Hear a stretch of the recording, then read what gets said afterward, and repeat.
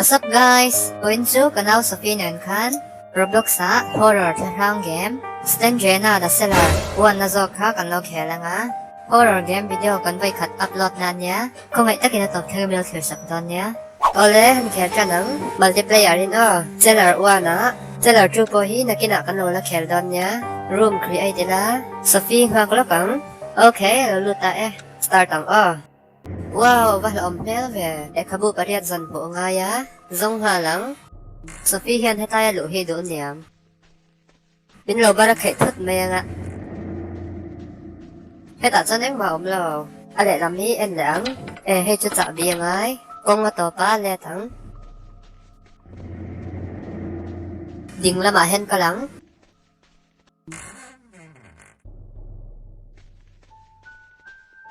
hey con ca ổn ok chung thật sao mà ổn là về yay lại có bố bạc hạt ổn má nắng hoa lắm đóng căn phụ lẽ vất cái bấy xe con tem chuam mà sẽ đứng làm bằng hết cho con mà top đấy con khả đắng không lẽ hoa lắm thật sao mà ổn là vá yay lại có bố bạc thị ná lại có bố đắng giống lẽ hoa lắm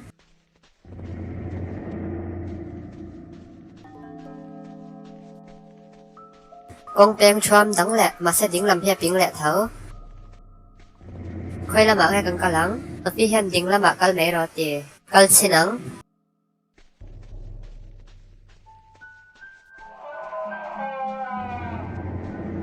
con ngã tổ bên hi lẹ lẹ ngại mấy ăn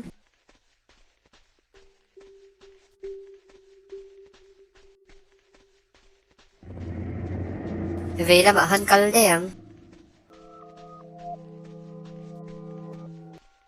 con bèn Trump đắng mà sẽ tuân trùm chúa về làm lệ định là mà cần thể vẽ về là mà hên cần xin nắng ở phía nên khơi là mà cái cần mà sẽ cần tia đây là mà hên cần mà sợ mấy ăn con cả ở má mà sẽ cần lệ to chả bây giờ nắng ai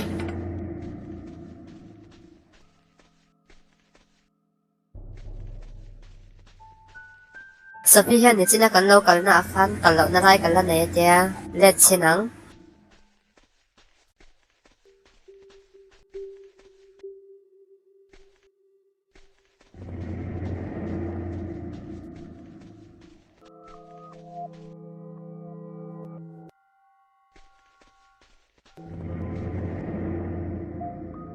con ca lẩu ông mình ý mà sẽ hoàn thể lẩu chả bia ngay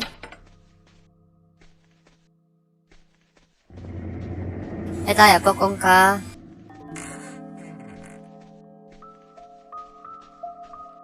mà sẽ mà ông lẩu lẽ là mà hay nào mà mơ em mà ông trông lẩu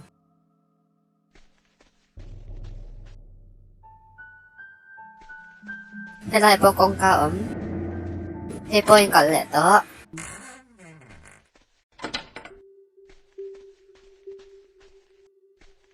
có dễ phật mấy ăn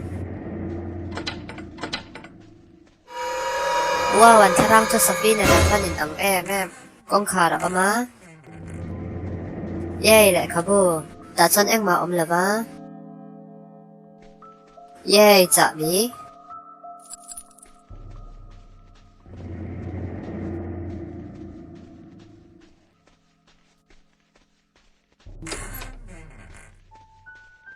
anh bảo ông lò văn quay về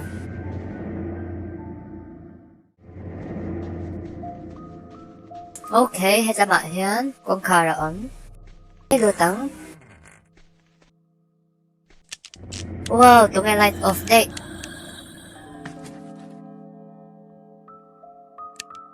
yes lâu em lại ta Sophie ở team bé mẹ lâu tia em bọn này sẽ lại khá bùi dông phốt tắng wardrobe ahen and sinang yay lại kabu kakat pathum dang lang ai elai bucket hi Sophie chia chia ka shal don na te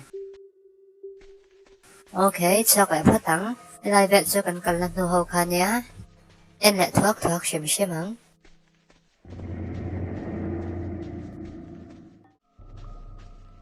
wow tai kong khar pakhat Yay, chả bia là phá tắng. Wow, tharang ron kalsok mấy. Mà sẽ bố lệ ngal đấy. Lai wardrobe à hay là nghe lại có bộ này ghê.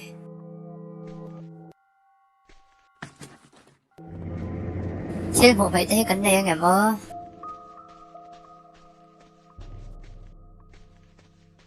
Ok, let phá tắng.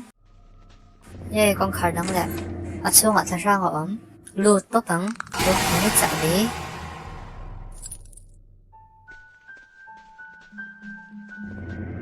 Cần lâu lụt ra khăn let phá tắng Ok, cần let ta.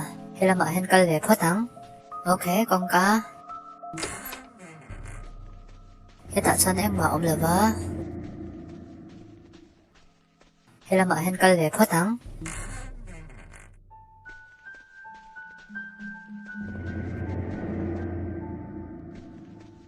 Yay, lại có bồ.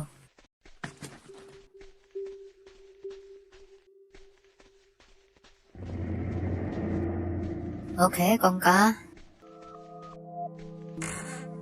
Con khởi đắng lẹ. Sốc tharang hạ rần đắc đét mấy. Cơ bố đấy. Thế tại sao em mở lờ? Ok, cần lâu cần là hân gần lẹt lẹ tỏa. Lẹ có bật biết hay cần là một thể là va. Cô lại nghe cần là cần lâu cần sẽ thể xí là va. Mace dọn aldan khan cần song nga. Mace dọn aldan nên nó sẽ tạo ta kiến. Vâng đinh làm thì cần duy chờ chất nga. Về làm bó thể thơ va. Thật sang khá cần mũ lẽ về lẽ khá bộ na cần thể tì na. Ok, forward bảo đề vắng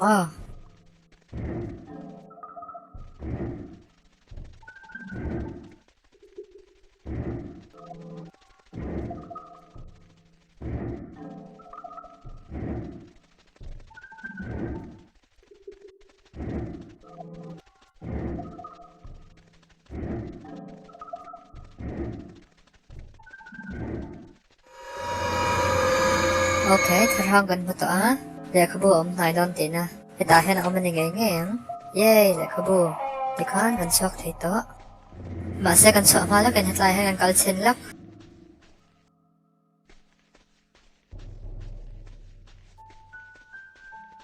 Wow, con cá.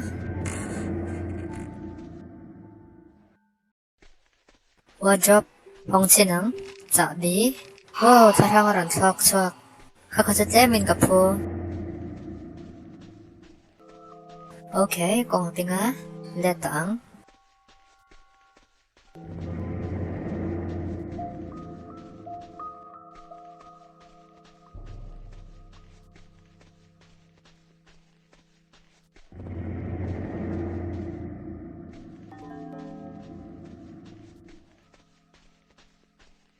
Ok, cần sọc thấy ta.